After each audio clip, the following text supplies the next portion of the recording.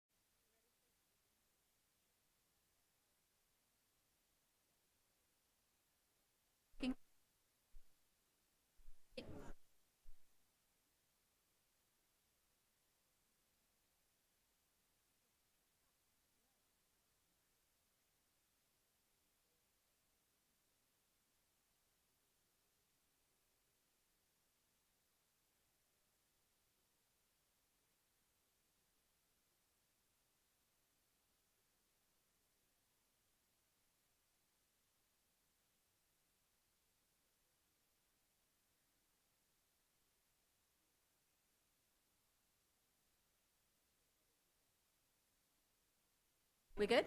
Thank you. The special meeting is called back to order. Will the secretary please note that all board members are present with the exception of Senator Alston and President Ross. The first item on the agenda is 3B, motion to adjourn executive session. Is there a motion to adjourn executive session? So moved. Is there a second? Second. A motion to adjourn has been made by Board Member Oliver and seconded by Board Member Marquez. On the motion, those in favor, please indicate by saying aye. Those opposed, please indicate by saying nay. Motion carries. The next item is 3D, motion to adjourn the special meeting. Is there a motion to adjourn the special meeting? So moved. Is there a second? Second. A motion to adjourn has been made by Board Member Para and seconded by Board Member Marquez. On the motion, those in favor, please indicate by saying aye. Aye. Those opposed, please indicate by saying nay. Uh-oh. Yes. Did you skip over agenda item 3, motion to instruct? There was no instruction? There was some instruction, I believe, regarding one of these items in executive session. Okay, thank you. Going back to item 3C, motion to instruct the designated representatives of the public body regarding matters discussed in executive session as necessary. Is there a motion to affirm instructions given to representatives of the public body in executive session? So moved. Is there a second? Second. Any discussion? Okay. A motion has been made by Para and seconded by Oliver. On the motion, those in favor, please indicate by saying aye. Aye. Those opposed, please indicate by saying nay. Motion carries. Do we need to go through the whole process of adjournment? Okay.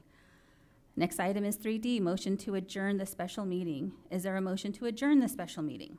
So moved. Second. A motion to adjourn has been made by Board Member Oliver and seconded by Board Member Para. On the motion, those in favor, please indicate by saying aye. Aye.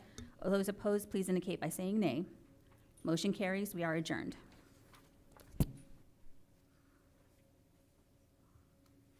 Okay. The annual organizational meeting of the governing board is called to order. Will the secretary please note that all board members are present with the exception of Senator Leila Alston and Board President Nikita Ross. Please note that today's meetings are being live streamed. Also, please note that we have a Spanish interpreting services available in the back room. Board Member Hernandez, please read the statement in Spanish. Of course. Buenas tardes. Si necesita intérprete en español, favor de mirar a Joel, que se encuentra a un lado del cuarto. Gracias. Pursuant to statute and in accordance with Governing Board Policy BDA, the first item is 2A, election of the Governing Board President and Clerk for the 2024 calendar year. Tonight, all nominations will be made from the floor. Any board member may place a name for nomination. Neither a motion nor a second is required for the nomination, but a majority vote is required for the election. Do we have a nomination for President of the Board for 2024? Madam Clerk, I would like to nominate Seisha Napa as Board President. Are there any other nominations for President? If not, I will close the nominations. Myself, Seisha Napa, has been nominated as President of the Board. There being only one nomination, is there a motion to declare that Seisha Napa is elected President of the Board by acclamation? So moved. Is there a second? Any discussion? On the motion, those please in favor indicate by saying aye. Aye. Aye. Aye. Those opposed, please indicate by saying nay. Motion carries. Congratulations. Thank you. Okay. Let's see. All right. Moving on, do we have a nomination for clerk of the board for 2024? President Napa, I have a nomination. I would like to nominate Board Member Aaron Marquez as clerk. Are there any other nominations for clerk? If not, I will close the nominations. Board Member Marquez has been nominated as clerk of the board. There being only one nomination, is there a motion to declare Board Member Marquez the elected clerk of the board by acclamation? Board Member Hernandez, thank you. Is there a second? Thank you, Board Member Oliver. Any discussion? On the motion, those in favor, please indicate by saying aye. Those opposed, please indicate by saying nay. Motion carries. Congratulations, Clerk Marquez. All right. Are we moving now?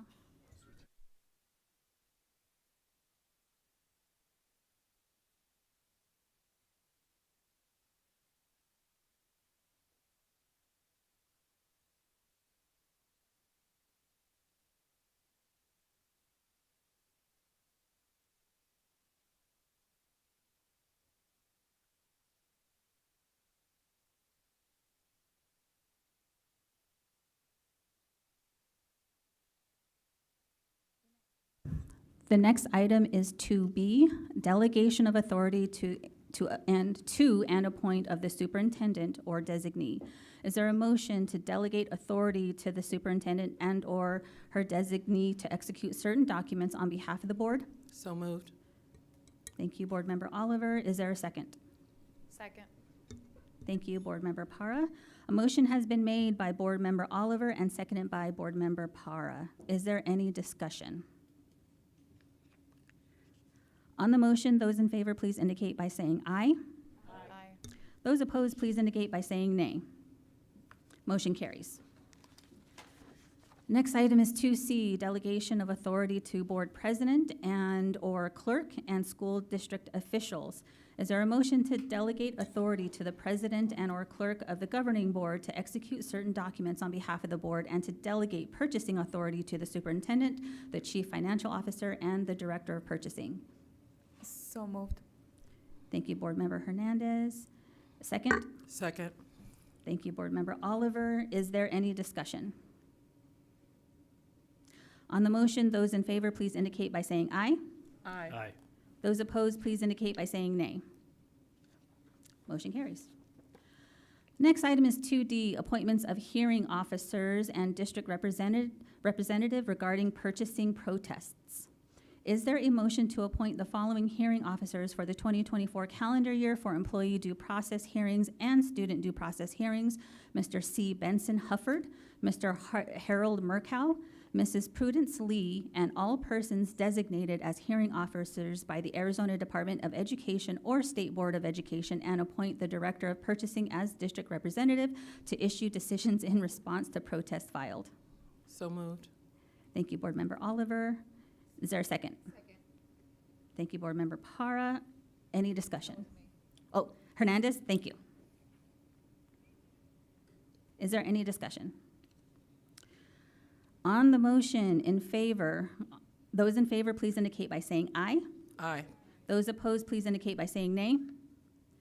Motion carries. Good grief. The next item is 2E, reaffirm calendar of the governing board meetings for 2024. Is there a motion to reaffirm the schedule of governing board meetings for the 2024 calendar as presented? So moved. Thank you, Board Member Para. Is there a second? Second. Thank you, Board Member Oliver. Is there any discussion? On the motion, those in favor indicate by saying aye. Aye. Those opposed, please indicate by saying nay. Motion carries. 3A, adjourn the organizational meeting. Is there a motion to adjourn the organizational meeting? So moved. Thank you, Board Member Para. Is there a second? Thank you, Board Member Oliver. On the motion, those in favor, please indicate by saying aye. Aye. Those opposed, please indicate by saying nay. Motion carries. This meeting is adjourned. We will call to order our regular meeting in just a moment.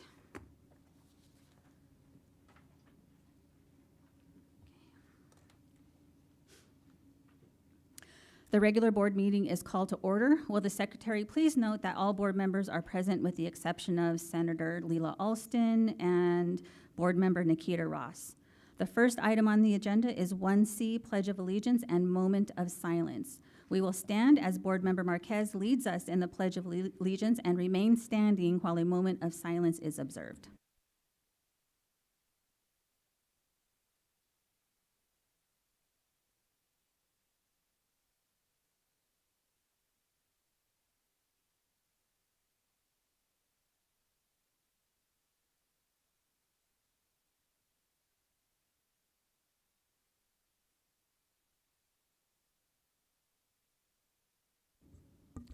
Thank you.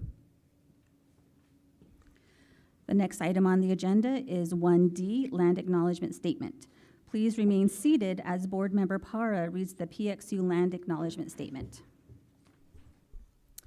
Thank you, Madam Chair. The Phoenix Union High School District is responsible for and committed to creating educational environments that prioritize the achievements of Native American students.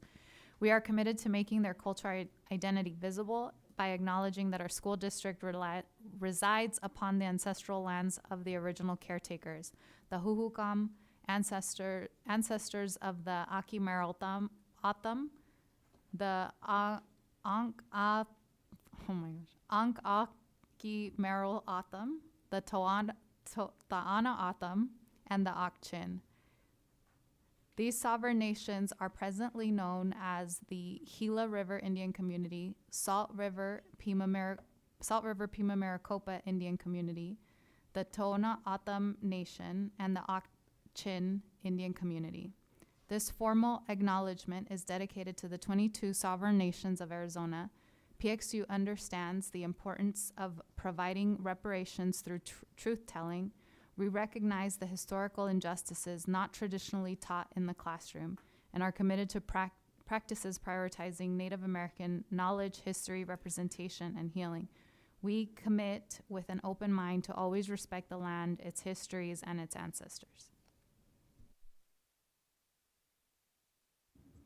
Thank you.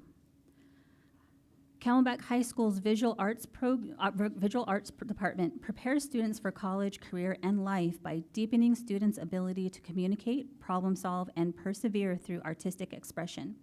Whether students engage with an introductory art exploration course, dual enrollment ceramics course, advanced digital photography, or advanced placement 2D and design drawing, and painting coursework, Camelback art students learn how to analyze and interpret various art forms, as well as how to utilize a wide variety of media.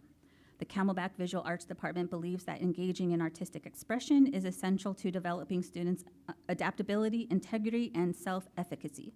This month's governing board display clearly represents how Camelback Spartan artists utilize the elements of art and principles of design through technical precision, critical thought, and creativity.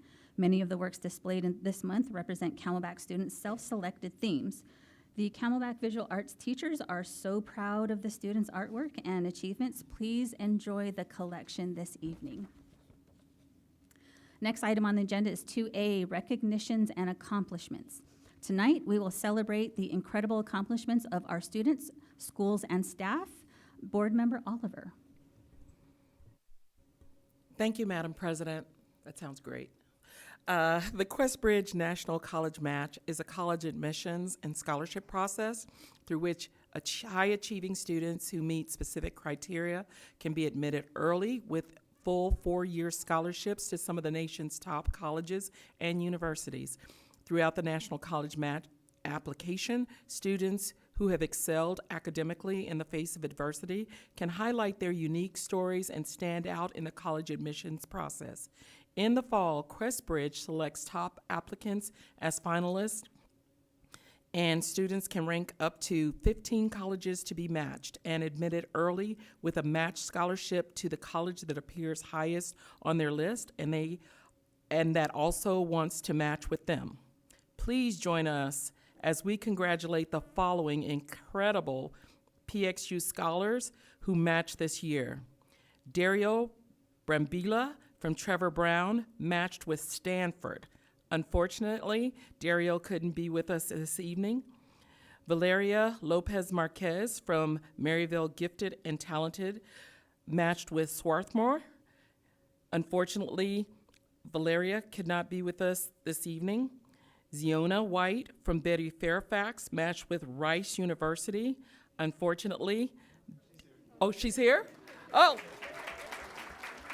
I tried to look at you. She's here. There she is. You're amazing. All right. Okay. I got it now? Okay. All right. Maddox Machine from Bioscience matched with Yale. Woo! Jordan Ramos from Cesar Chavez matched with John Hopkins.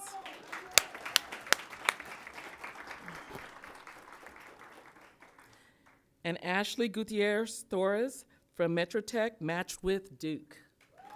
Woo! Congratulations. Oh. Okay, congratulations to our scholars.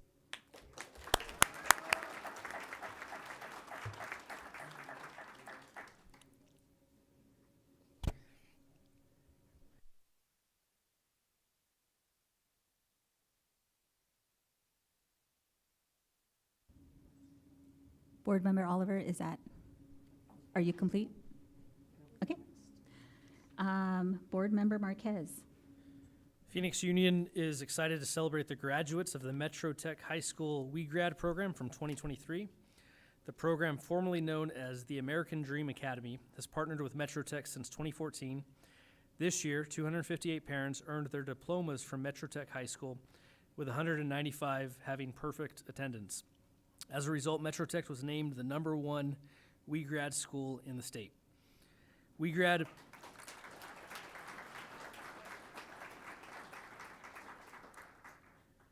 connects parents with resources to support their child's enrollment and future success in college and beyond. There are 9 modules for parents to complete, with topics ranging from preparing for college, building your network, financial aid, and college goals. Program graduates received a certificate of completion and ongoing support to ensure their child's success at the next level. Principal Wright shared her excitement and hope for future life-changing opportunities for students and families in our community through its program. Please join us as we congratulate Miss Shauna Wright, Miss Jessica Bollinger from Metro Tech High School,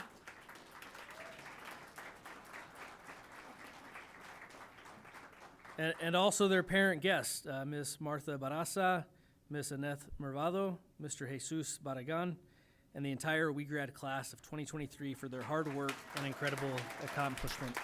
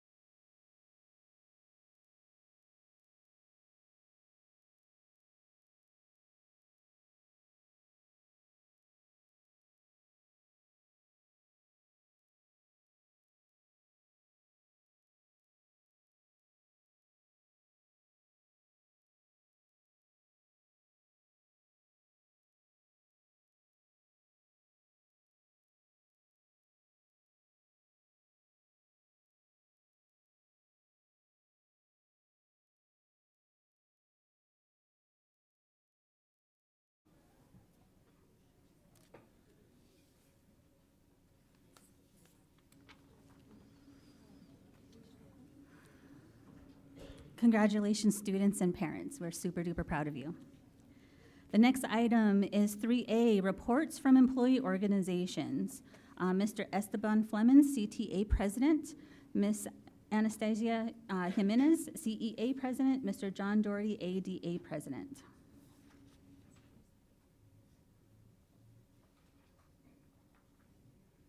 Good evening, President, Superintendent Andrade, governing board members, and all PXU employees and community members, here and virtually. Happy 2024. Happy to be here on behalf of my 1,000 members.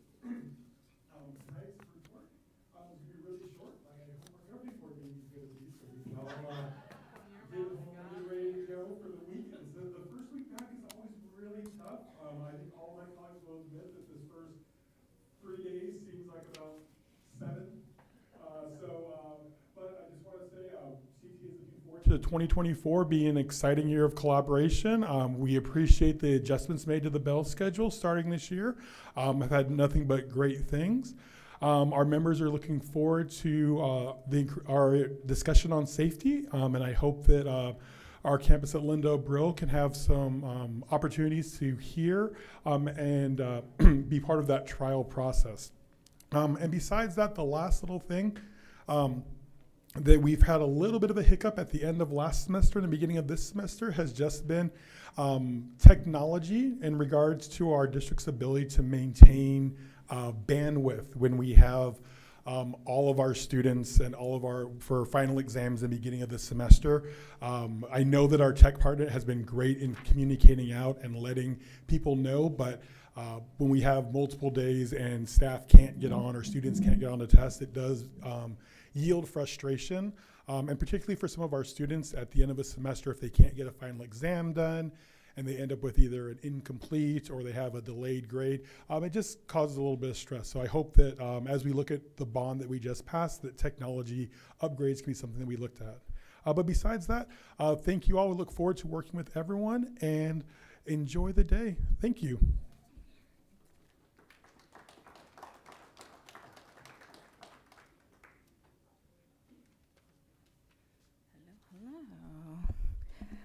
Good evening, everybody, and welcome back. Happy 2024 and second semester. As always, thank you for allowing the professional associations to take up space tonight. So thank you to the governing board and our PXU community. Much like CTA, CEA doesn't have too much to share with you all as we shake out of that vacay mode and back into the work mode. However, one item we do want to remain involved in and supportive of is the superintendent search and selection process. We appreciate the forums, the focus groups, and the community meetings that were held to support that process and hope to continue to be a critical and instrumental piece of this district's large undertaking. Some celebrations and acknowledgements I'd like to take some time. So we'd like to congratulate those entering a new position this semester, those ESPs who have earned their teaching certs. So if you'll notice on our change of assignments, we have every month, we have some folks that change classifications or switch jobs. So congratulations to them. And lastly, to those ESPs who have retired from our district this past year. So again, on behalf of CEA, congratulations and good luck to those folks in their next endeavors. Lastly, I'd like to take some time before ending my report, if I may, to acknowledge those that we've lost within this past year. The holiday season, although for many is a joyous and a restful time, for some of our colleagues, our families, and our students, the holidays can be tough and unfortunately filled with grief. So we encourage you all to check in on one another and make that connection with each other. So with that, I'd like to ask the audience and our governing board, if I may, please take a moment of silence for our PXU families across the district.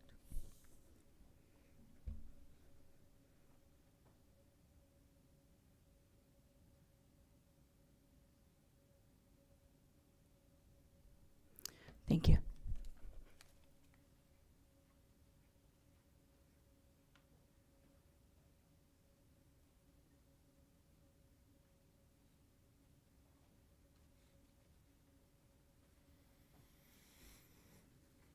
Good evening, President Napa, board members, Superintendent Andrade.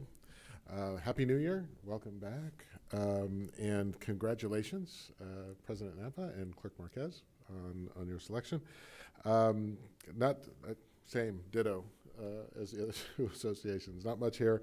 A quick comment on the superintendent search, just to keep top of mind the process. And any kind of new process, we all know change is stressful, and people often, are sitting around wondering and predicting and all the things. So just a note to, as we go through this process, to ask that, and ensure that it will, but encourage you to allow us to continue our operations at every level, and so that our teachers can show up and our staff and serve our 28,000 students and their families over this time when we select our next superintendent for this organization.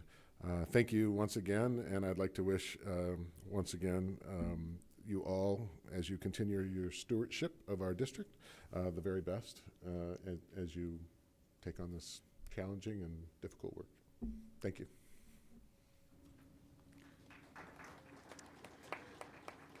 Next item on the agenda is 4A, call to the public. Presentations tonight are limited to a maximum of 2 minutes. According to ARS 38-431.01H, at the conclusion of the call to public, members of the public body may respond to criticisms made by those who address the public body, may ask the staff to review a matter, or may ask that a matter be put on future agenda. However, members may not discuss or take legal action on matters raised during an open call to the public unless the matters are properly noticed for discussion and legal action. I would like to caution members of the audience about commenting on a particular individual and to thank you for not referring to any person by name. Tonight, we have the option for members of the public to participate virtually, and we don't have anyone online, right? Okay. In order to avoid any concerns with interpretation, please be aware of the following. We have a Spanish interpreter available to join you at the podium while you address the governing board. Only PXU assigned interpreter will provide interpretation services. If you have a script on paper or on a device, we ask that you make it available for the interpreter. In order to provide accurate interpreting, we ask that you speak for approximately 2 to 3 sentences at a time and pause for interpreting. You will be given double the amount of time to address the governing board as a result. As usual, we ask that you end your comments when your official time allotment has ended. Board Member Hernandez?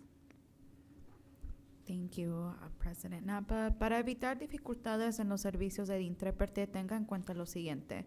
Tenemos un intérprete en español disponible para acompañarlo mientras se dirige a la mesa directiva. Solo el intérprete asignado por el distrito proveerá servicios de interpretación. Si tiene su mensaje en papel o electrónicamente, le pedimos que lo ponga a su disposición del intérprete. Para brindar una interpretación precisa, le pedimos que hable aproximadamente de 2 a 3 oraciones a la vez y haga una pausa para el intérprete. Como resultado, se le dará el doble de tiempo para dirigirse a la mesa directiva, y como de costumbre le pedimos que finalice sus comentarios cuando termine su tiempo asignado. Gracias por su cooperación. Tonight, we do not have any requests to speak virtually. Okay, thank you, President Napa. For the folks coming up, please state your name, indicate the agenda item or topic you wish to speak about, and limit your presentation to 2 minutes. First up, we have Alma Nunez, followed by Lance Long. Alma Nunez.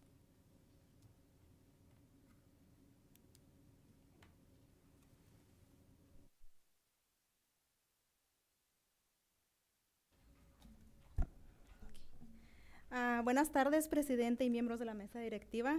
Mi nombre es Alma Núñez. Estoy muy orgullosa de ser mamá del distrito escolar Phoenix Union y ser parte de la South Mountain School. Quiero tomar esta oportunidad para compartirles un poco del trabajo que estamos haciendo los padres de familia con la organización All in Education. Nuestro objetivo es colaborar durante el proceso de elección de superintendente del distrito escolar de Phoenix Union.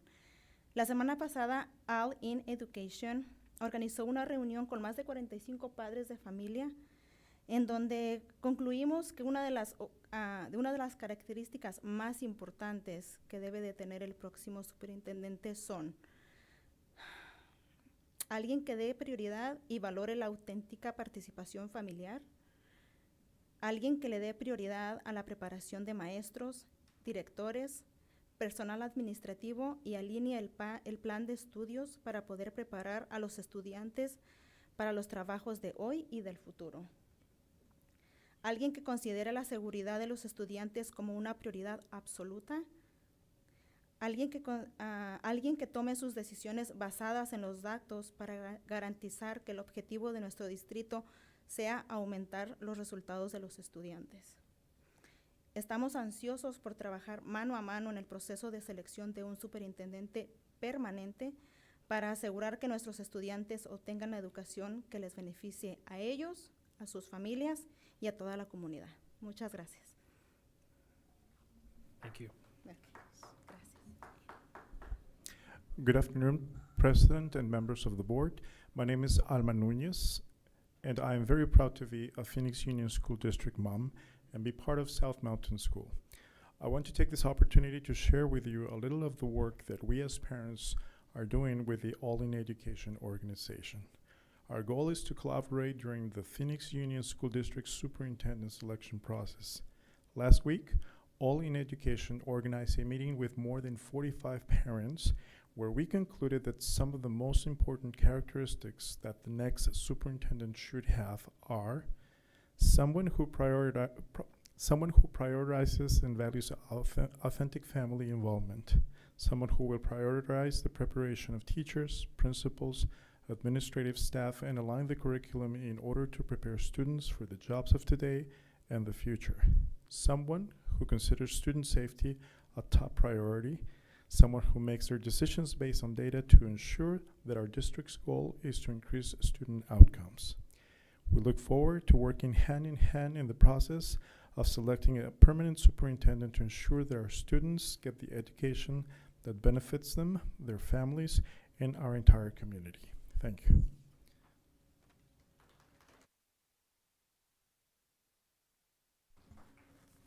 After Lance Long, we'll have Aaron Henderson. My name is Lance Long. I am a teacher in the district. Last month, in response to the requirement that teachers and administrators are going to have to bear a much larger burden, financial burden for healthcare, I asked if the district leadership are going to participate in that burden. I publicly asked for clarification, so I want to thank you publicly, both for your response and for the knowledge that you are biting the same bullet we are, putting to rest the perception that our leadership consider themselves elite and do not share in the burdens that fall upon the people in the trenches.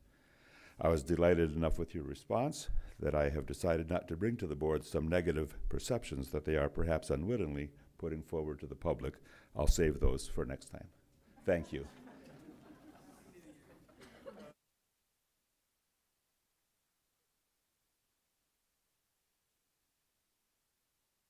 We'll have Monique Mogro following Aaron Henderson. Thank you. Good evening, members of the governing board, Madam Superintendent, district employees, and community members. My name is Erin Henderson, and I am here to address what Mr. Flemons mentioned, the internet bandwidth for our schools. I am an English teacher and the English instructional leader at Alhambra High School. I was also a top 10 teacher of the year in Arizona for 2023. And I'm here today because I had a rough day and I wanted to share it with you. I also appreciate you listening to us give all these comments. It must be like reading the Instagram comments and not being able to respond. So thank you for hearing us. As you hopefully know, our students take the NWEA assessment 3 times per year. This, in addition to the state tests, district finals, and district common assessments that our students complete, and all are administered online. These are a lot of tests. I do see value in them, and I work really hard to encourage my students to do their best on every test they take. I spend valuable class time doing activities and talking with the students, and even Alhambra put together a super cute video this year. You should watch it. When it comes to testing, I do my job. I hype up my students. I get them to a place where they are ready to commit to trying hard. I did it in the fall with the NWEA. I did it with our district common assessments and our final exams in December. And today, the internet was out just like it was yesterday. I did my job, and I encouraged my students. I created a secure testing environment. I got all of my students to put their phones away, and the internet failed them. And I wonder how I can continue to ask my students to take this seriously when every time it fails. The internet issues that our campuses face daily are unsustainable, and so I'm just asking the board to consider using some of that bond money for bandwidth. Thank you so much.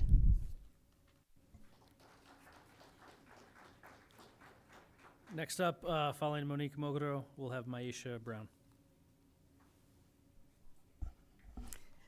Good evening, President Napa, School Board, Superintendent Andrade, community members. I'm Monique Mogro. I'm the ed mentor and also a CTA representative, and I'm here on behalf of some people who have come to my door asking for information and advice.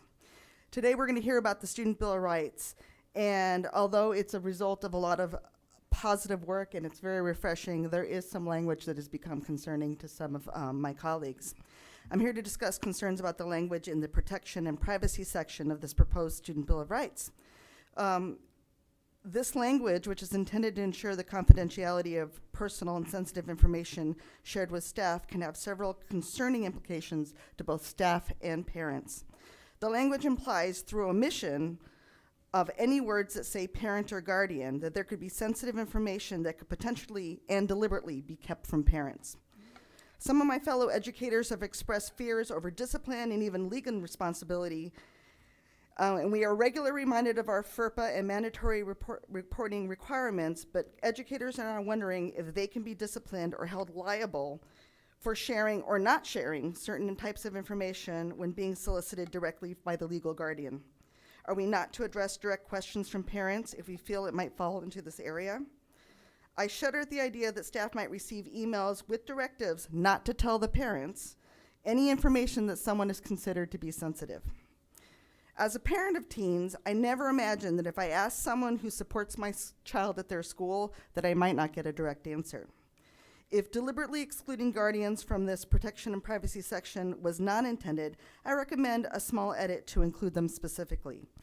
If it is intended as written, I wonder how we could ever feel comfortable having a real discussion with a parent again, wondering how that might be held against us. So while protecting student privacy is very noble, it is equally important to balance.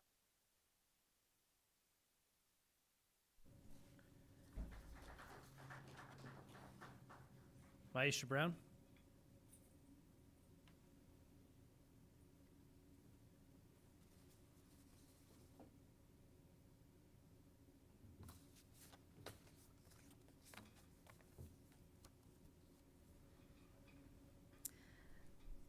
Good evening.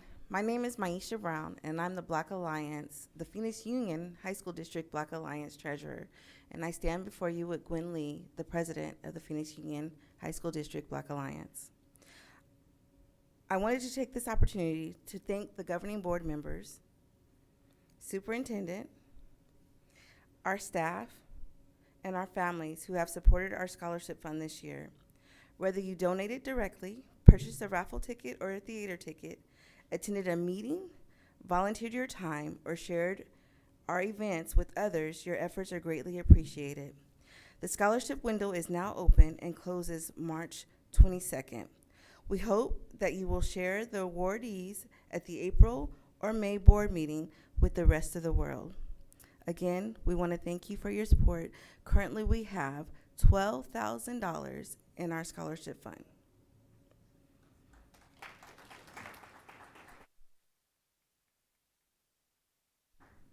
That concludes public comment. Thank you. The next item is 5A, approval of consent agenda. Is there a motion to approve the consent agenda items as presented? So moved. Thank you, Board Member Oliver. Is there a second? Thank you, Board Member Hernandez. A motion to approve consent agenda as presented has been made by Board Member Oliver and seconded by Board Member Hernandez. Is there any discussion? On the motion, please, those in favor, please indicate by saying aye. Aye. Aye. Those opposed, please indicate by saying nay. Any abstentions? Motion carries. The next item is 6A, Superintendent Report. Ms. Andrade, please provide your report. Good evening, President Napa, members of the board and community. Let's go ahead and kick off this evening by celebrating our first $1 million scholars. Natalie Rodriguez from Franklin Police and Fire and Tremarian Thomas from Chavez Arch Program. Both students, yeah, there's more coming. Both students have received substantial packages from both local and national universities. Natalie plans to attend NAU to study psychology in the hopes of becoming a forensic psychologist or a therapist. Trey plans to study finance, economics, and pursue a career as an investment banker. While he is still undecided on his choice, the word on the street is he's leaning towards Howard University. Natalie, Trey, good luck. We are so very proud of you, and we look forward to you returning to your community to speak as alumni. Right behind our $1 million scholars are the Flynn semifinalists, Luis Hernandez of Bioscience and Capri Carlisle of Franklin Police and Fire, as they pursue Arizona's most competitive merit-based scholarship. With over 1,000 applicants, the pool is narrowed to just 80 semifinalists. As a semifinalist, they've already won so much. They've earned generous scholarships to Arizona public universities in the amount of $15,000 per year. But Flynn, to make it to the actual finals, provides not only tuition, but housing, meals, and the ability to study abroad. About 20 scholars will be selected from the 80 semifinalists for the award this spring. Please join me in congratulating Luis and Capri on being semifinalists, and we look forward to the final selection. I just want to give a shout out and a huge thank you to Betty Fairfax High School for hosting our choir expo on December 4th. School choirs from across Phoenix Union came together to showcase their amazing voices. It was an incredible performance with so much talent. Huge shout out and kudos to our visual and performing arts departments for continuing to nurture this talent in our students. On 12/14, the U.S. Secretary of Human and Health Services, Javier Becerra, visited Bioscience High School. Bio students led Secretary Becerra through a school tour highlighting the programs and initiatives that they are most proud of. Additionally, students took part in a panel discussion on environmental issues and passions that they care deeply about as Arizonans. I want to extend a huge thank you to all that attended, our partner districts, those that brought students with them, and of course, Principal Boyce and her staff for hosting such a special visit. On December 15th, we celebrated Carl Hayden's Literacy Garden. Students and community gathered to celebrate having a shaded, peaceful place on campus to read, find a book, or just enjoy the quiet. A huge thank you to Councilwoman Pastor's office for partnering and supporting this effort and project, and to Principal Rubio. It is beautiful, complete with, you can kind of see in the picture, the big mural on the wall. It's got reading benches and plenty of books for all to enjoy. Just before the winter break, we had the opportunity to celebrate our graduates at the winter promotion ceremony. Thank you to Central High School for hosting us, our marketing team, and the students, staff, and families who attended to support our students. I'm especially proud of, in the next slide, these 4 graduates that came back to us through the Engagement Center and made that decision to re-engage with their education last semester. And look at them now, they have all graduated, so I'm very proud of them. I want to recognize and acknowledge our gratitude for the support for the Phoenix Union Foundation for Education. 6 classroom teachers were awarded mini grants, funding equipment such as 3D printers, chemistry kits, robotics, even a calming zone in a classroom. I think there's sewing materials somewhere in there. And it's a great opportunity to give back into the classroom. So thank you to the foundation, and congratulations, Phoenix Union teachers. Stephanie Clay from the Academies at South Mountain and Stephen Fowler from Maryville were nominated for the Diversity Leadership Alliance Champions Award. Ms. Clay and Mr. Fowler have been engaged in helping students participate in DLA youth leadership for over 15 years now. This organization guides leaders in transforming culture and building an inclusive community where each person is equally respected and empowered.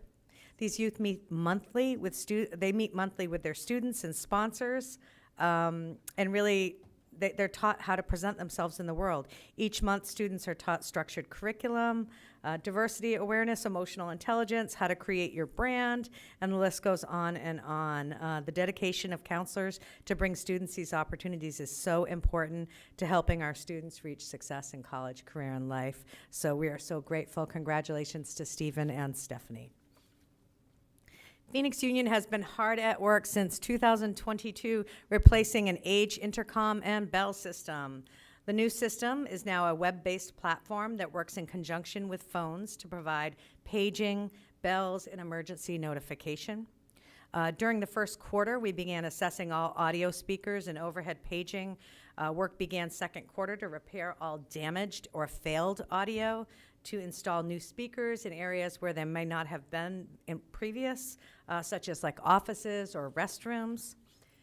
Next year, in 24-25, the project is set to expand even further, and this will include the ability to provide visual paging and notifications. So with this comes this wall or ceiling-based alerts. Haven't seen it yet, but I'm trying to imagine it, with flashers, ability to have live or even pre-recorded audio or text to all signs instantly. This can be activated through a school office, through a safety office, or even remotely from the district office.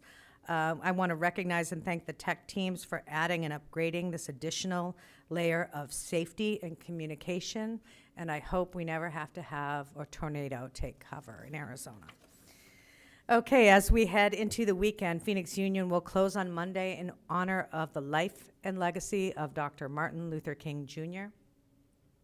He is honored as one of America's most significant leaders for social justice, freedom, and equality.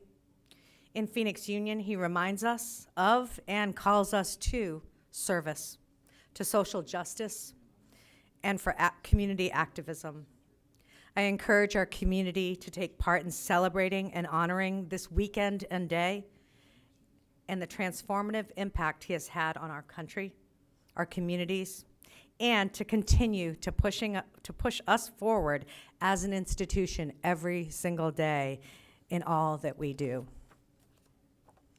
And lastly, January is National School Board Recognition Month.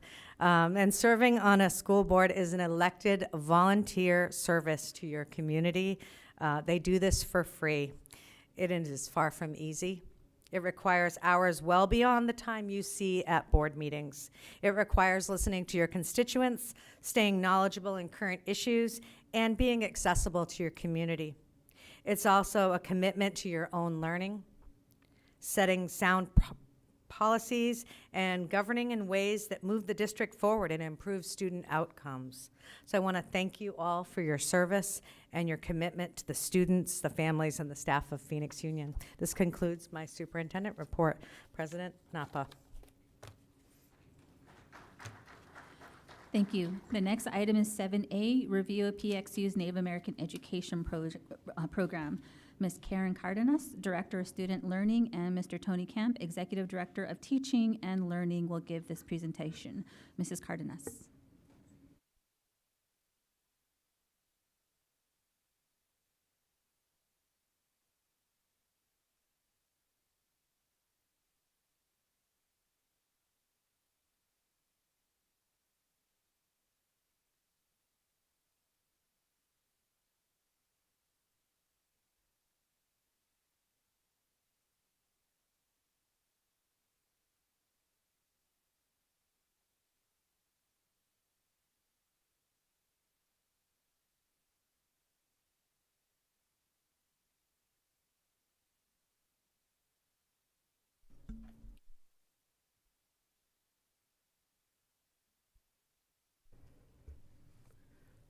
Good evening, Board President Napa, Governing Board Superintendent Andrade, and the PXU community. Tonight we look forward to sharing more about our Native American education program here in the Phoenix Union District, also known as NAEP. Many have contributed to this presentation, and I would like to do a special recognition to our Native American specialist, Ms. Kelsey Franklin, for guiding us and supporting us as we created and developed this presentation. For context, we will frame our conversation today, this evening, from the three perspectives that you see on the slide. We will reference some historical data, provide current context of our Native American population. We will close with best practices that contribute to Native American student success, how we can refine our work and identify next steps to ensure that we, as a district, are collectively collaborating towards every Native student's success in college, career, and life. One of the first commitments we made as a district was to work collaboratively with our community, our parents, our students, and identified experts to help us develop, adopt, and implement a formal land acknowledgement. As a result, we begin every board meeting with this reading so that we can honor and remember the original caretakers of this land. Throughout this presentation, we will refer to the commitment that states that we are truly being committed to practices prioritizing the knowledge, the history, representation, and healing. And what better way to celebrate and acknowledge what our campuses are doing as they embrace the land acknowledgement commitments. Here are some examples of how our schools are embracing the commitments. Carl Hayden and Betty Fairfax formally adopted the land acknowledgement through a formal process. And Bioscience hosted a speaker series and field trips so that the students can learn more about Native history, policies, voting rights, and land and water rights. The Native American Education Program is proud to lead the work in collaboration with students, parents, community members, site leaders, and staff. We work diligently to ensure we embrace the work towards our program. And here you can see the goals that we have for the NAEP program. And we could not do this without the support of our amazing staff members, and they're actually sitting here. They are present today, so thank you. Our PXU Native American program is staffed by one Native American specialist, a certified employee, Ms. Franklin, and 4 classified employees, the Native American advisors, currently staffed by Ms. Teluyamtua, and recent hire, Ms. Maris.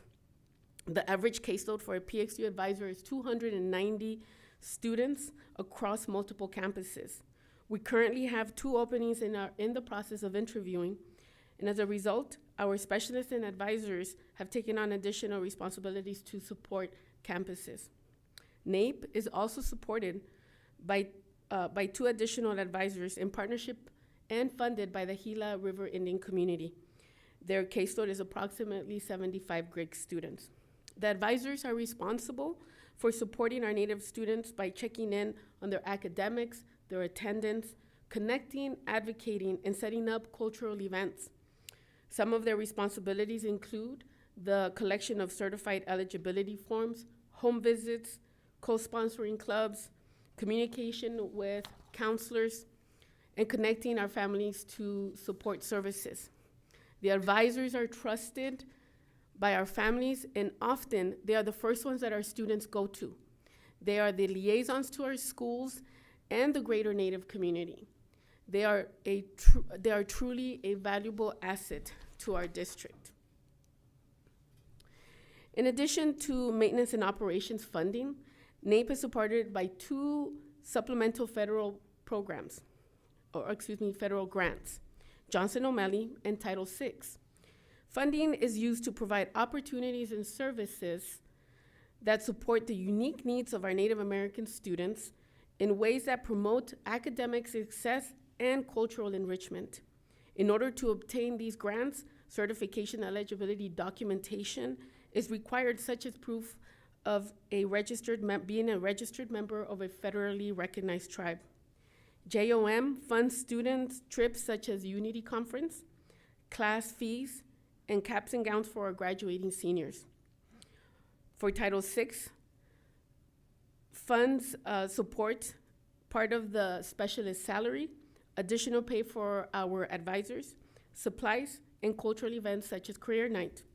Our parent committee is involved in approving the use of these funds in accordance with grant requirements. So in order for our district to get federal and state funding, we must follow strict guidelines. Therefore, the identification of Native American students is important to document. And this is something that our advisors closely monitor and organize. There are 3 ways of looking at the Native American student enrollment. The first one is self-identification. And this happens at registration when they sign in and register. And according to our Synergy data, over 1,200 students self-identify as Native American or American Indian or Alaskan Native. Out of those 1,200 students that self-identified as Native American, 800 identified a tribe or tribes. And the third way of looking at enrollment data is through the certified eligibility process, which is what the state reports. And this documentation can also be provided, as you see on the left. It can be provided at registration. And those 3 documents there are the forms that are required for this certified eligibility. And if not, our advisors are there to help and support our students to get these eligibility forms in. And we currently have approximately 600 students with certified eligibility. And as we dive deeper into this enrollment data, we're realizing that students that identify as 2 or more races are not populating into our data. So this is something that we are currently addressing. And as stated earlier, over 1,200 of our students self-identify as Native American, American Indian. Through here you see how we have over 40 tribes represented across our district. The majority of our Native American students are Navajo at 45% of the Native student population, and Gila River at 24% district-wide. Here you see a graph that shows us trend data for certified state enrollment, which is that certified eligibility. And this is what's reported to the state and also what the grants use for funding. Here is a 6-year trend, and while we see a dip in enrollment post-pandemic, we are consistently staying at around 2.3 for the last 3 years. So now that we looked at state certified eligibility enrollment, let's look at how our students identify across the district. So in this slide, these are the top 4 schools with the highest Native American student enrollment. When you see that percentage is the Native student population specifically for that campus. So Betty Fairfax has the highest Native American population at almost 11%. In this slide, it's more of a middle group, and again, that percentage indicates the representation of Native student enrollment, self-identification at those campuses. In this final slide, you will see that specialty and alternative schools have less than 20 students enrolled per campus. As you will hear later, this is an area that we can enhance to ensure that we enhance opportunities for our Native American students. With that, now I will turn the presentation over to Mr. Camp, who will go more into detail on our Native American students. Thank you. Thank you, Ms. Cardenas. Good evening, President Napa, Clerk Marquez, governing board members, and the Phoenix Union community. I will be taking us through more details this evening of where we have been and even some of our current school year facts related to our Native American student population here in the district. We will be reviewing more data and information regarding these topics you see here on the screen related to our American Indian, Alaska Native, or Native American students, and then close out with next steps, including areas to increase efforts. So this first slide has quite a bit of information on it, and I'll briefly discuss or describe what it is we're looking at. So as it's titled, we're looking at 4-year graduation rates, and we're looking from the 2018-2019 school year all the way to the 22-23 school year. We're comparing 4 sets of data. The first one that you see on top, total state of Arizona graduation rates for 4 years, followed by Phoenix Union students, all Phoenix Union students. And then that next line identified as Native American students across the state of Arizona, so all Native American identified students. and then Phoenix Union Native American students. Now, Phoenix Union has been quite proud of the fact that prior to the recent pandemic, we were maintaining a higher graduation rate than the overall state average, as you see in this slide. We all know that the COVID-19 pandemic hit our community especially hard, regardless of the amazing efforts that we did as a district. And as you can see again here, it had even more of a drastic effect on the graduation rate of our Native American students. Now, just for reference again, the Phoenix Union red color is the Native American student four-year graduation rate for our Phoenix Union students. And for the 2019-2020 school year, we were very close to the entire state's graduation rate of our Native students. But again, the impact to our students who are Native American over the next 2 years through the pandemic took quite a hit from the 1920 school year, 2021 school year, and the 21-22 school year. Please note, as this is important, the 22-23 school year data is preliminary data and will be finalized. And just a reminder that our state accountability systems use the graduation rates from the previous year as part of the school letter grade calculation. We do see a positive trend in the right direction with that preliminary data, as the upward slopes of our students in Phoenix Union is once again closing that graduation rate gap compared to the state. And we know we can get there, as the pre-pandemic numbers speak to that possibility. We are also able to work with our students that don't graduate necessarily in 4 years, as we also calculate and count the 5, 6, and 7-year graduation rates. And our 5 and 6 year grad rates for our Native American students increased to 66 and 75% respectively, with an almost 85% graduation rate for 7 years. So overall, we are moving in the right direction with the hard work of our campus principals and teams on campus for overall district graduation rate, as well as with our Native students. But there is still, of course, work to be done. Another measurement of where their students are being successful is if they stay in school. Hopefully with us in Phoenix Union, but if not, in any school system. If they don't, then they are identified in this dropout rate data. So in the previous slide, we of course want graduation rates to increase. With this data, we would want this data to decrease. And again, we are comparing the state of Arizona overall dropout rate, the Phoenix Union overall dropout rate for all students, and then the Native American student dropout rate across the state of Arizona with Native American students in Phoenix Union. Again, the 22-23 school year here data is not official, it's preliminary. So consider the fact that according to research, student dropout rates significantly impact the well-being of our students, not just financially, but also for their physical and well-being. Later in this presentation, I'll be discussing some details of that research and what it has said for decades about what will improve student success in schools. This next comparison is in regards to student attendance. This data is from last school year, and I'll briefly describe what we're looking at. So this is on the top graph, it's a total number of classes missed by various ethnicities, and then the total for all students on the far right. It is important to compare percentages here to the percent of total student population. So for example, you see that our Hispanic student population across the district is about 81%, as depicted on that lower graph. And so what we're looking for here is for the percent of absences for each group, as indicated on the top graph, to match. So if there is attendance percentage is lower, that's a good thing, meaning less absences, and if it's higher, then that identifies a disproportionality as attendance issue specific to that demographic. So while our Native American, our American Indian or Alaskan Native students or Native American students roughly are around 2.3% of our population, those absences about 2.7 is pretty similar.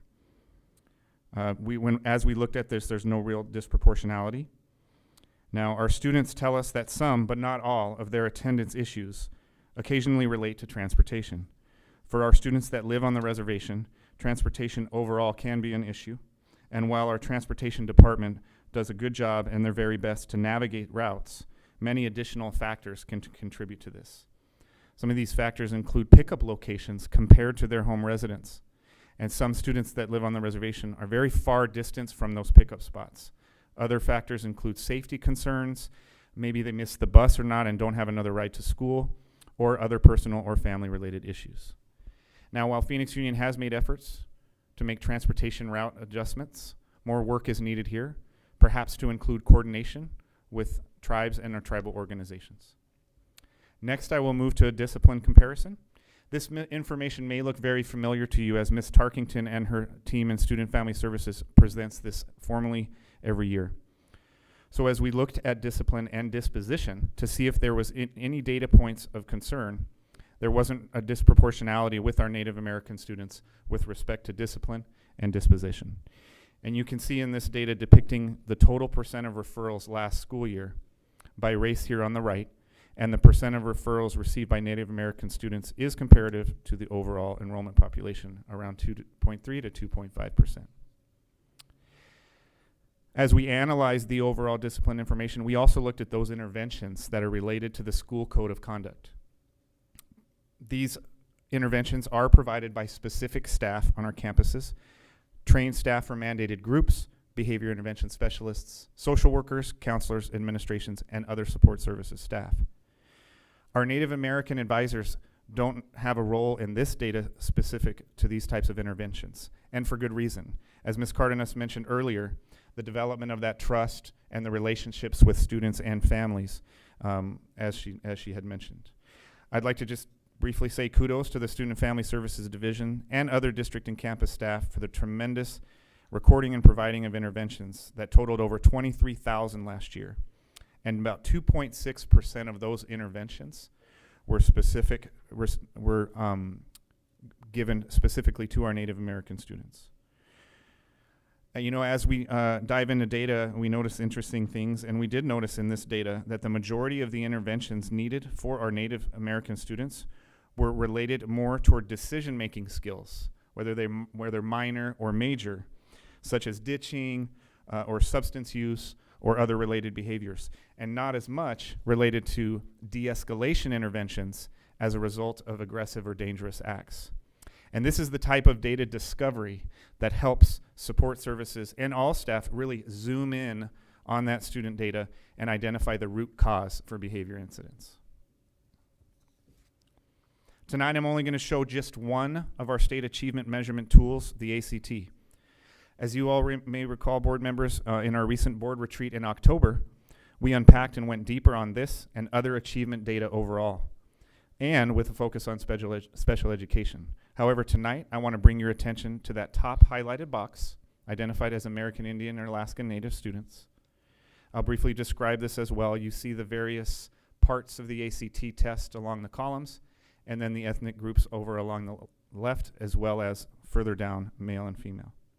As you can see on this high stakes and timed state achievement test, our American Indian, Alaskan Native, or Native American students have been performing either at or just below the district average, but over the last 2 years have taken a decline more than the overall average. An example of that is if you look at the math column on 2019, on the 2019% met, the Native American students were just at, with the total district number there at the bottom. These numbers show that these students are currently one of the lowest demographic groups, and we are not happy nor satisfied with these outcomes. However, as with all of our students, we continue to work on not only preparing them for these timed high-stakes tests, but also with respect to our guaranteed and viable curriculum efforts.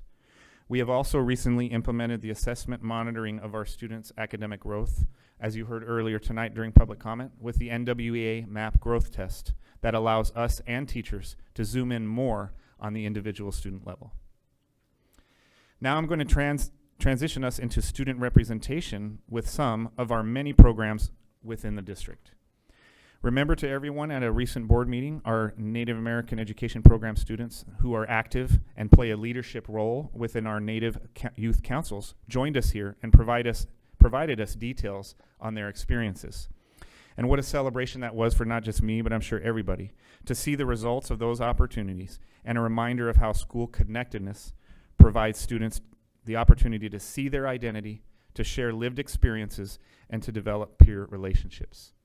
And I'm happy to announce that we currently have 2 more schools that are in process of formally establishing a youth council, both Camelback and North High School.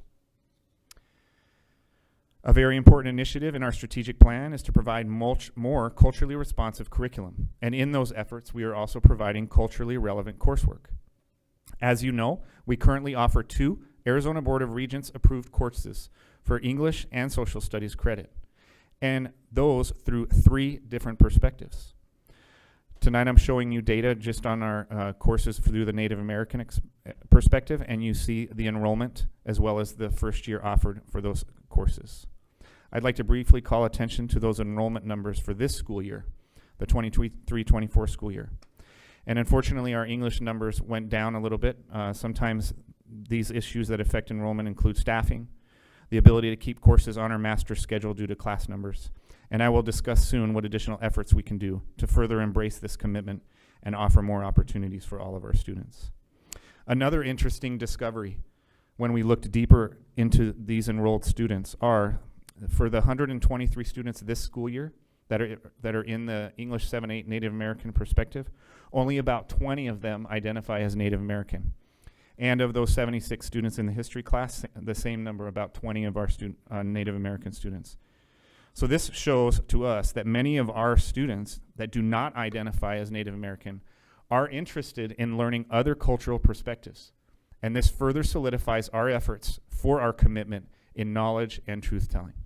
We also have additional courses specific to owning this commitment, such as our Dene and Navajo government class.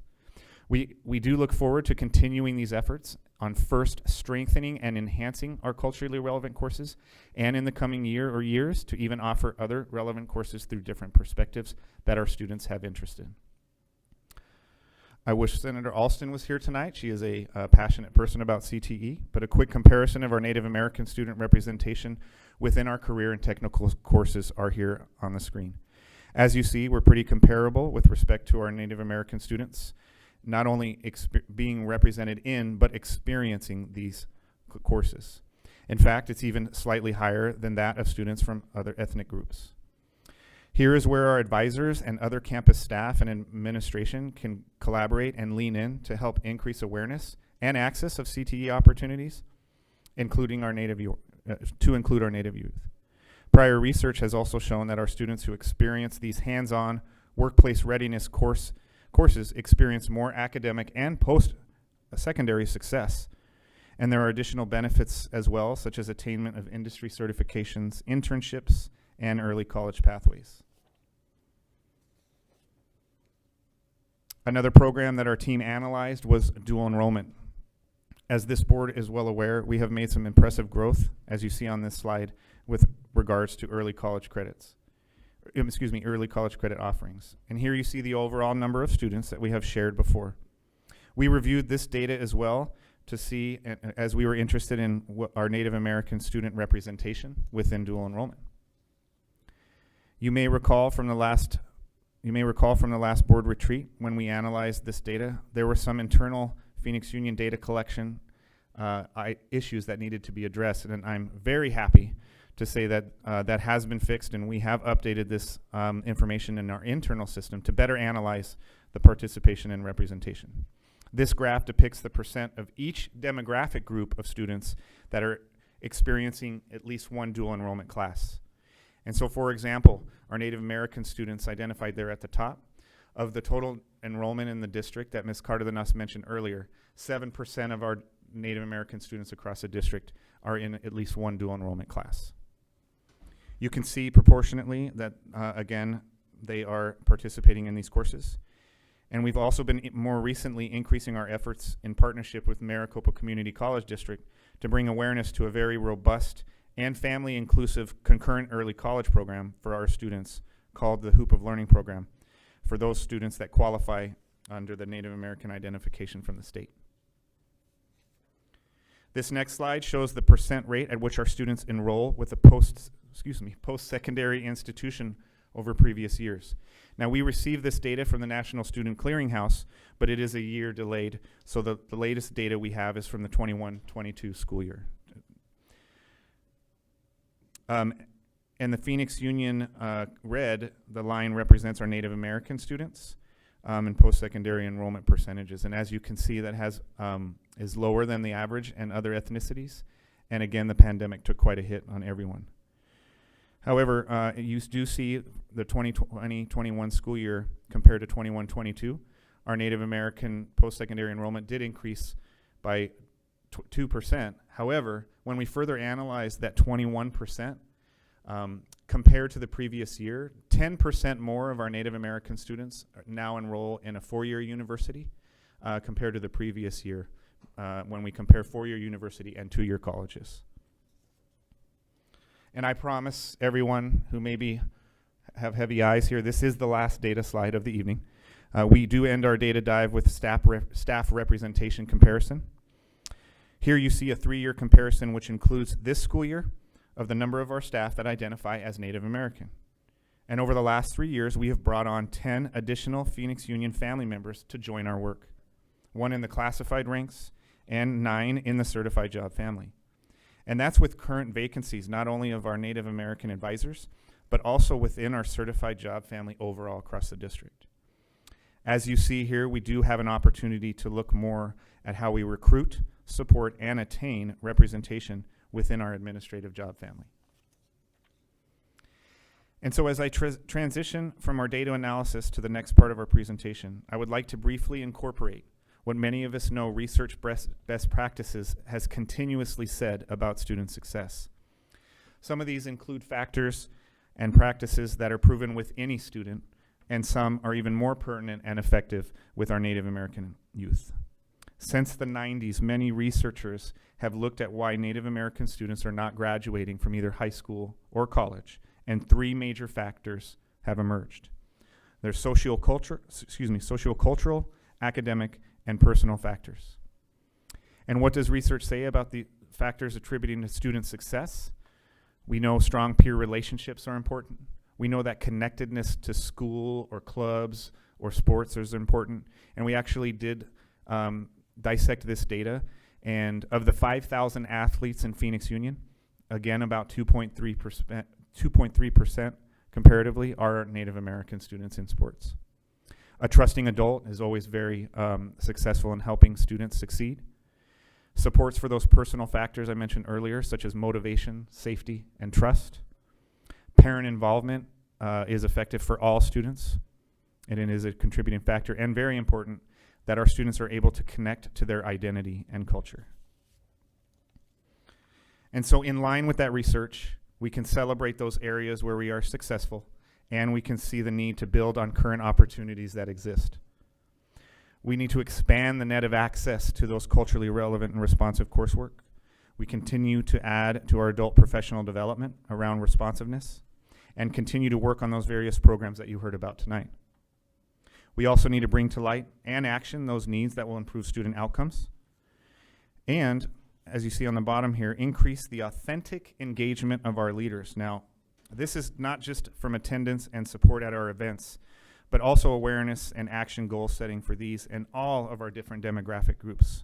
And then let's not forget that administrators as well are role models and trusting adults, so that engagement piece is multifaceted. And so I have shared quite a bit of information with you tonight, and through this deep data analysis dive regarding our Native American students, we have some identified next steps. We want to continue that land acknowledgement commitment, both at the district and at our campuses. We want intentional coordination with many roles, both within and outside of our school system. Examples of this include developing a system for those hybrid or distance learning courses. So one teacher could teach a course for students all across the district. Communication and awareness of the portfolio of our schools, including our specialty and our small schools for our Native youth. Recruitment and retention of concurrent and other early college opportunities. Collaboration with our parent committee, but not just continuing that, bringing in this data, maybe even this presentation, and focus around this data for decision making and strategies. We also want to increase data results awareness and action steps with our campuses. We need to bring to light and remind those graduation and dropout rates, the attendance comparison, and the students' progression in school. These are occurring now and with campus admin teams, but we can be more intentional with each and every demographic and group of our students. With more collaboration within divisions, Our district data teams from different departments can get together and work collaboratively for more data accuracy and systems sharing to decision makers. We know that high school success starts at the freshman year. So we can be more intentional, more intentionality is needed with respect to our freshman houses and that demographic data awareness for teachers and support staff.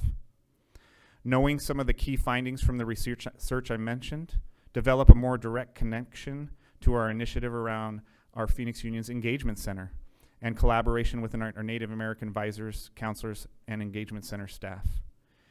And we really need to conduct a job description study for our Phoenix Union Native American staff roles, along with a market analysis of salary of some of those positions. And the last is an intentional recruitment of our Native American staff. We, as mentioned earlier, need to work on our leadership pipeline and development for representation in that job family. And I will just close with this. It has been a pleasure presenting just one of our many groups of students within Phoenix Union. And I know that you would agree with me when I say that just like all of our students in Phoenix Union, they are beautiful and capable of success. And with that, we will answer any questions. Thank you for this. This is a lot, and I really am truly grateful for this deep dive on this special population. Native American students, you know, we have a land acknowledgement, and it was hit upon many times that, you know, the work that we do, having a Native American education program, having Native advisors, having Native developed curriculum for literature, for government, for history. Those are ways that we live our land acknowledgement commitment, which is sadly missing from many land acknowledgement commitments. There's the words there, but the action isn't there throughout many systems and organizations that have gone through the land acknowledgement creation process. Concerning is the achievement.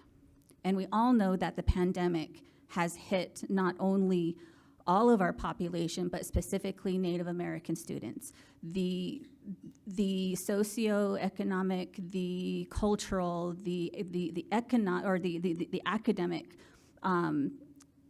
deep dive very much, I think, speaks to the holistic nature of being an urban Native. Being an urban Native is much different from living on the reservation. I come from the reservation. I loved it there. We moved here when I was 8. I was angry about it. I'm 43. Wait, how am I? I'm 44. I'm 44. I'm 44. And it has been my dream to go back. People around me know if Diné College called me, I'm gone. I am gone. So the focus on cultural relevance, the focus on belonging really does help student achievement. And thinking back to my high school days, it wasn't until my senior year that I knew that we had a Native American education program. And the relationships and the friendships that I made across the district, not just at North, but at Bostrom, at Camelback, at South, at Alhambra, I still have those connections. And one of my dear friends came to support me when I announced that I wanted to run for school board. And he shared he was a super senior. Started at Central, ended up at Bostrom, but he credited the Native American education program and the connections, the student connections that he made for getting him through that extra year and his diploma. He said, without that, I would have been lost. He connects with the Native students that he knew when he was at Bostrom, when he was at Central, living completely different lives. Completely different lives. So the anecdotal impact, right, of the Native American education program, it's there. I really appreciate showing the grasp because not only do we need to know our current status of our Native American students, knowing this data gives us goals to move from X percentage to Y percentage by a certain date. So what I would love to see from the Native American education program and our achievement department is clearly delineating those goals. taking those percentages, moving from X to Y, and having a achievable goal. When are we going to do this? I don't think we're going to be able to do it this year. Are we going to? I don't think it's going to be 3 years. This is going to be a 5 to 10 year process to increase achievement among Native American students. And realistically, pandemic-wise, you know, we were talking at the Maricopa level. How are we going to recover our numbers through ACE and Hoop of Learning? How are we? What's that expectation going to be like? And we're talking about that in 2020. We thought we'd be out of it by now. 2 to 3 years, we'll be back. It is now looking 5 to 7 years, maybe even longer, to get at the achievement levels that we were before. So I truly feel that we probably won't see significant change for 7 to 10 years. With all that said, I am, we need to focus on Native American faculty, Native American staff. We need people in the classrooms that have lived experience and can teach these Native American English, literature, history courses. This is sensitive. And if we do not get the right people in there, regardless of, you know, we have Hispanic and Black American courses similar, we could do much greater harm unintentionally. So, you know, the percentages, not just in PXU, are, you know, these are comparable to organizations and large systems where Native Americans just aren't in the room. Native American leaders just aren't in the room, Native American faculty. So relating back to the numbers that we saw, the data, we can do this. We can definitely do this. And then also to put in perspective, the fact that PXU even has a Native American education program is amazing, because comparatively, our surrounding sister districts, you know, Madison Elementary School District has a Native American program. I think now I have to think all the way out to Chandler and Mesa. Those are the only urban Native American education programs. And when I was at the holiday Native American parent meeting celebration, it was wonderful. It was nice to see. We had to look for chairs because we had so many people packed in there. It was a fun time and it was a great time, and I was very gracious and touched to be afforded time to address the attendees. And I wanted to make sure that our parents and students know what a gift this program is. If you, Ms. Andrade, yeah. Yeah, I'm excited tonight to share the culmination of 10,000 voices, 8,000 of which are student voices, in the creation of our first Student Bill of Rights. In Phoenix Union, we really strive to cultivate this mutual respect between our students, our staff, our families, as well as self-efficacy in our learners and graduates, part of our graduate profile. This document really does serve as a guide for all students as they strive to become graduates of our system and productive and contributing citizens in our society.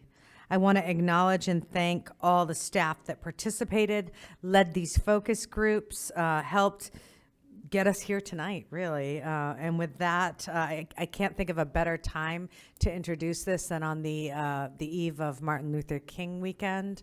I think the timing of it's beautiful. Let's go ahead and hear more about this process and what's next from our Chief Achievement Officer, Laura Tejas. Well, thank you, Superintendent Andrade. Good evening, President Napa, governing board members, and the Phoenix Union community. Tonight, we celebrate another PXU Making History moment. We are pleased to present the first ever Student Bill of Rights for your adoption. As a quick reminder as we get started for our community about what a Student Bill of Rights is. In short, a Student Bill of Rights is a document that outlines beliefs or regulations about student rights that are typically adopted by a school district or an educational institution. It contains a series of statements declaring the minimum standard by which students, staff, and institutions will relate to one another. To meet with district leaders, and every division at CEE had at least one person who served in. These leaders met with students in person or virtually, depending on the students' identified preferences. And during the session, students provided written and verbal responses to key questions and also wordsmithed the language to see in the final product that you were reviewing this evening. Every campus had student participation, and of the identified student leaders, about 44% of them participated actively in some way. The final drafts were shared with students prior to winter break, and of the group who responded, 100% approved the Student Bill of Rights. And that's not our mandatory reporting. It doesn't replace parent rights, and we'll work very closely with our legal department and other departments to make sure in our educational materials for students and staff that that is clarified. So what's next? Well, if approved tonight, we will begin to work on that marketing and communication campaign, hopefully as soon as tomorrow. As the materials are developed, we'll launch by the end of January or first part of February. We intend to educate throughout the spring semester using a combination of strategies, including but not limited to activities during advisory, social studies lessons, and multiple forms of media campaigns.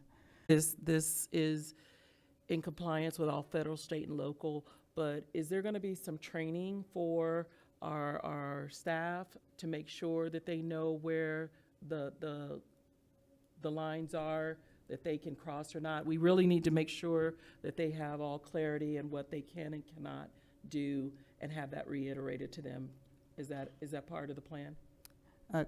Clerk Marquez and Board Member Oliver, absolutely. Okay. So we'll even present training through the lens of scenarios so that the Laying that out all in a overview, kind of like we have this Communication